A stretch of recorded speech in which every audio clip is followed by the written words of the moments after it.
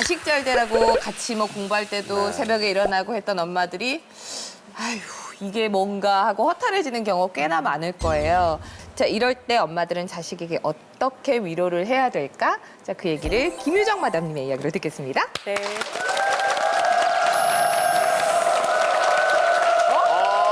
엄마 나 고등학교 자퇴할게요. 예, 사실은 저는 공개적인 자리에서 이제 이런 저의 개인적인 얘기를 해볼 기회가 한 번도 없었고 또 특별히 하지도 않았고 이랬었는데 자식은 부모에게 영원한 숙제이자 또 위로가 되는 것 같아요. 근데 사실은 제가 이제 굉장히 바쁜 엄마였잖아요. 그래도 늘 아이들한테 함께 매일 오랜 시간 못 한다는 그런 이제 미안한 마음 때문에 하느라고 최선을 다했어요, 저는 정말. 그래서 이제 이를테면 이제 큰애가 저는 딸만 둘이거든요. 큰애가 중학교를 갔을 때 교복을 이제 뭐 여벌로 블라우스도 몇 개 더 사고 스커트 사고 이렇게 조끼 입고 막 이러잖아요. 근데 보니까 교복 단추가 다 이렇게 헐거워요. 헐거워서 거의 밤잠을 설정하면 이제 단추를 다 보니까 한 5, 60개 되더라고요. 블라우스 단추, 뭐 조끼 뭐 다 이렇잖아. 네, 이런 데 다 있으니까 그걸 다 튼튼하게 이제 새로 달았어요. 그러니까 정말 저는 바쁘지만 최선을 다해서 할 수 있는 만큼은 아이들에게 하자. 이제 이런 마음으로 살았던 거죠. 이제 그런 상황이었는데 그래서 저는 정말 제가 잘하고 있다고만 생각을 했었어요. 그런데 어느 날 아이가 중학교 때 한 번에 툭툭 던지더라고요. 어머, 나 학교 그만 다니고 싶은데? 이런 얘기를 했었어요, 큰애가. 그래서 저는 지나가는 사춘기 바람이려니 생각했어요. 아이들 왜 그런 얘기 하잖아요. 저희도 정말 오늘 학교 가기 싫다 이런 얘기 하면서. 늘 가기 싫었어. 네, 그렇게 생각을 했는데 이제 고등학교 딱 들어갔는데 결론적으로 4월에 자퇴를 하게 됐어요. 그런데 1학년 때. 그런데 이제 정말로 공교육이 나하고 맞지 않고 내가 학교 생활하는 게 정말 여러 가지로 너무 힘이 들고 이거 아니어도 다른 게 할 일이 많은 것 같고 이런 얘기를 하더라고요. 저는 정말 마치 내가 뭔가 이 자식을 잘못 키웠나. 엄마가 바쁘다고 일하다고 그래도 소통하면서 아이들이 엄마랑 얘기하는 걸 즐거워도 하고 했는데도 아이들의 마음을 다 읽지 못했던 게 아닌가. 막 이런 생각도 하면서 굉장히 이제 자괴감에 빠졌어요. 정말 요즘 말로. 이러려고 내가 정치했나. 이런 생각 들고 정말 미안한 마음도 동시에 들고 그러면서도 애를 이렇게 설득하려고 노력을 많이 했던 것 같아요. 그런데 굉장히 애가 단호했고 그래서 상담 선생님을 제가 이제 만났어요. 학교를 가서. 그런데 그 선생님의 한마디가 저를 정말 생각을 딱 바꾸게 하더라고요. 그런데 왜 자퇴가 안 된다고 생각하세요? 선생님이, 상담 선생님이. 그래서 제가 자퇴를 권하는 건 아니지만 그 길밖에 없다고 생각했을 때는 아이 의견을 존중해 주는 게 굉장히 필요하구나라고 머리를 띵 맞은 그런 느낌이었어요. 그러니까 가보지 않은 길에 대한 두려움이 저한테도 있었고 남편한테도 있었는데 아이가 용기 내서 했던 거를 그렇게 우리가 수용할 준비가 안 됐던 게 아닌가 그런 생각들을 이제 하게 됐죠. 그래서 4월 달에 1학년 4월 달에 자퇴를 했어요. 그리고 이제 저희가 보통 자퇴를 한 경우에 이제 여러 가지 뭐 본인이 하고 싶은 일을 한다고 했을 때 홈스쿨링을 하거나 또는 뭐 대안학교 또 혹은 검정고시 뭐 이런 거 통해서 다양하게 또 이제 자기 또 인생 설계를 하잖아요. 근데 제가 그때 당시에 그 국회 교육과 기술위원회 상임위원이었어요. 그러니까 교육위원이었음에도 불구하고 저희가 방통대학교는 다 잘 알잖아요. 근데 방통고등학교가 있더라고요. 그걸 몰랐었어요, 제가. 그래서 정말 저하고 비슷한 고민을 하는 엄마, 아빠들에게 이걸 꼭 알려드리고 싶었어요. 그러니까 아이들이 정말 내가 공교육과 맞지 않아서 자퇴를 하고 싶고 또 다른 길을 찾고 싶은데 그래도 소속감을 또 갖고 싶어 하는 마음은 있잖아요. 아직 어리잖아요, 아이들이. 그럴 때 이 방통고가 저는 굉장히 아주 적절한 교육인 것 같아요. 그래서 비단 저희 아이처럼 중간에 자퇴를 해서 이런 경우뿐만이 아니고 다양한 개인적인 사정으로 중단했던 많은 청소년도 있고 또 연세 드신 분도 계시고 이런 분들이 또 방통고에 많이 진학을 해요. 그래서 소풍을 간다는 거예요. 그래서 그래? 그러면은 김밥을 싸야 되니 유부초밥을 싸줄까? 뭘 해줄까? 이랬어요, 제가. 그랬더니 아니야, 엄마. 우리 10,000원 내래. 학교가 시스템이 달랐던 거죠. 우리 백숙 먹는데.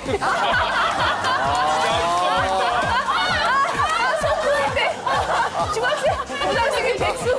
우리 엄마 우리 10,000원 내래. 여고생이. 우리 10,000원 내래. 우리 백숙 먹는데. 그러고 가서 와서 그 뭐 소풍 체육대 이런 날은 기념 수건. 그래서 정말 제가 뭐 이것도 인생의 묘미구나. 정말 몰랐던 세계에 대해서 눈도 뜨게 됐고 이게 엄마의 학교 다니고 싶다. 그래서 그러니까 엄마의 인생의 기준에 동호회에서나 주는데. 맞춰서 내가 딸아이를 봤던 게 아닌가 이제 맞아. 그런 생각도 하면서 다시금 이제 웃기도 했었는데요.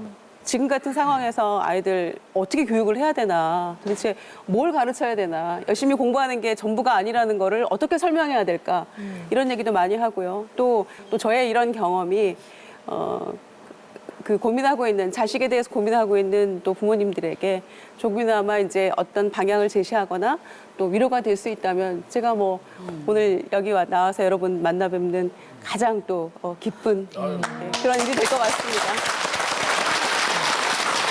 저는 김희정 마담님께서 정말 말씀을 사실 하기 쉽지 않은 이야기를 해주셨는데 내가 가지 않은 길을 가는 거를 응원해주는 게 부모님도 진짜 용기가 필요하거든요. 우리 마담님들이나 다른 분들은 이건 내가 생각지도 못한 길로 애가 가네 했던 저는 김유정 마다니 하는 얘기가 사실 굉장히 귀에 지금 들어오는 게 큰애가 중3이거든요. 둘째가 중1이고 막내가 초4예요.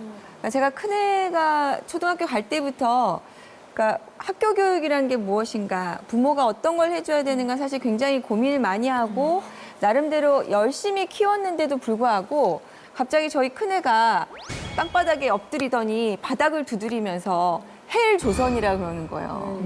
저는 우리 아이의 입에서 그 모범생인 아이 입에서 헬 조선이라는 얘기가 더군다나 저희는 기본적으로 중산층이고 특별히 문제가 없는 집안이기 때문에 그때는 제가 너무 화가 나서 네가 헬 조선이면 대한민국에 있는 사람은 누가 너 그런 얘기를 안 하겠냐. 넌 정말 반성해야 된다 그러고 이제 그때는 애를 혼을 냈는데 시간이 갈수록 우리 큰아이가 제가 보기에 낮밤이 바뀌면서 너무 스트레스를 받더니 살이 찌고 눈이 약간 흐릿흐릿해지는, 그러니까 제가 보기에 약간 동태눈이 돼가더라고요. 그러니까 학교에서 힘들게 공부하고 학원 가고 잠잘 시간이 없어요. 그러니까 이 아이가 공부를 안 하고 싶어서 이렇게 되는 게 아니라 하고 싶고 열심히 하고 싶어도 이게 체력이라는 게 사실 한계가 있잖아요. 애들이 먹고 크고 해야 되는데 그럴 수가 없어서 걔를 바라보면서 얘를 도대체 어떻게 해야 될까 고민하고 있는데 우리 큰애가 갑자기 밤에 이제 그 방에를 갔는데 열심히 컴퓨터를 들여다보면서 히히닥거리고 있는 거예요. 그래서 제가 머리끝까지 화가 나가지고 머리 뚜껑이 열리면서 너 그렇게 놀면서 공부 안 하면서 무슨 네 입에서 헬조선이냐. 네가 게으른 거지. 그랬더니 눈물을 뚝뚝 흘리면서 엄마 나는 메이크업 아티스트가 되고 싶대요. 정말 그 청천벽력이라는 게 이런 거구나. 가슴이 그동안 들어왔던 왜 네가 되고 싶은데 그랬더니 자기는 그것만 보고 있으면 너무 행복하고 기쁘대요. 그래서 어떤 것은 어떻고 막 이렇게 본인은 그거 하고 있는 시간이 너무너무 행복하다는 거예요. 그래가지고 눈이 다 나빠졌어요, 시력이. 그거 보느라고. 그래서 제가 안경을 맞춰주면 안경에 또 10만 원 기본 들잖아요. 렌즈 10만 원 들잖아요. 제가 20만 원을 쓰면서 막 너무 화를 받는 거예요. 네가 공부해가지고 200만 원 쓰면 내가 화가 안 나는데 너 그 메이크업 동영상 보느라고 20만 원 쓰는 거 정말 너무 열받는다. 어머니 메이크업에 20만 원 쓰시잖아요. 한 거야, 메이크업? 그래가지고 이제 저는 그래서 이거를 어떻게 해야 되나 그랬는데 마침 내가 제가 생각지 못한 길이니까. 네. 마침 AI 왜 우리 이세돌 씨하고 이렇게 인공지능. 교육해서 막 이거랑 겹치면서 이제 뭐 신문에 나오잖아요. 변호사란 직업도 없어지고 판사란 직업도 없어 하니까 그러면 그게 길이지. 남지.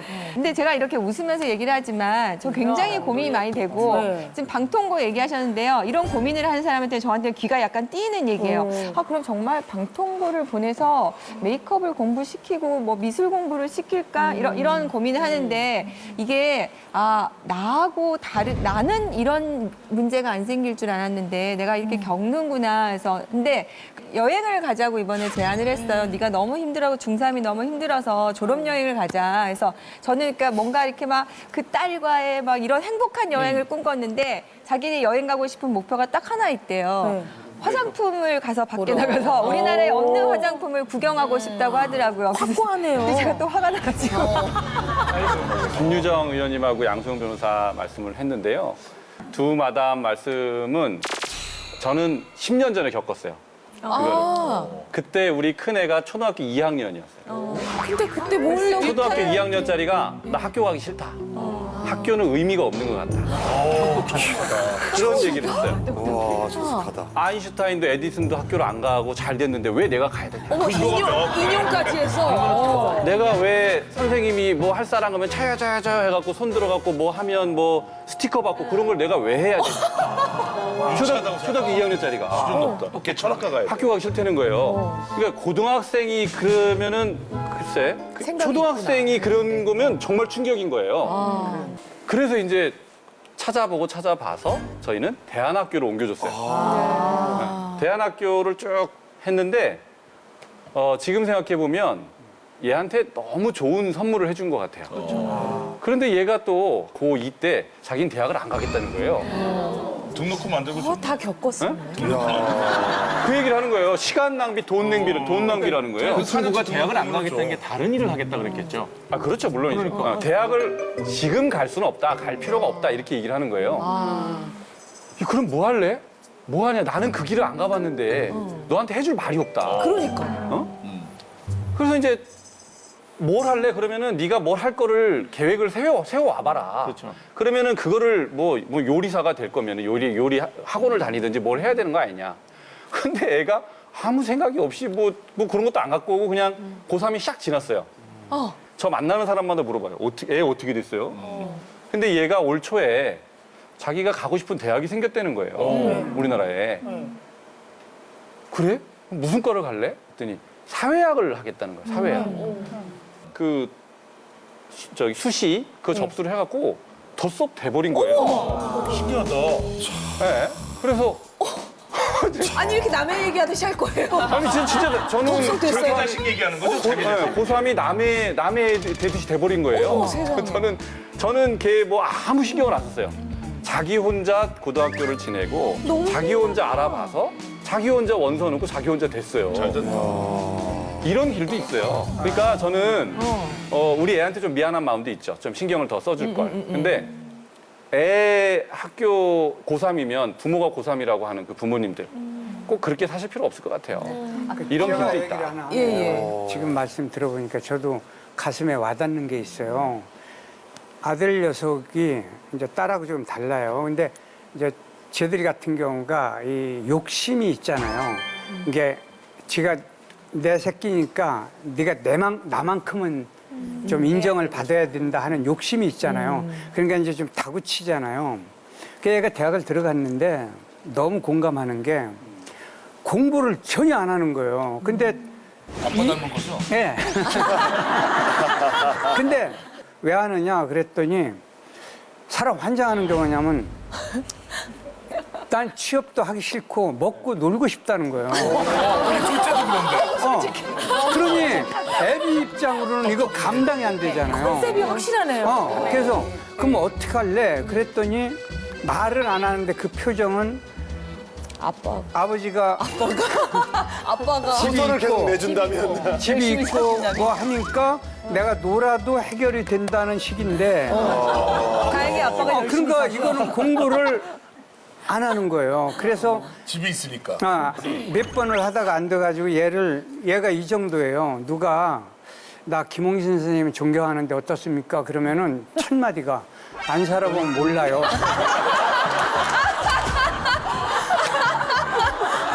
내 스타일이야. 그래서 그 뒤에 저는 그래 네 맘대로 해라. 내가 놀든지 말든지 네 맘대로 해라. 대신 제가 그런 얘기를 했어요.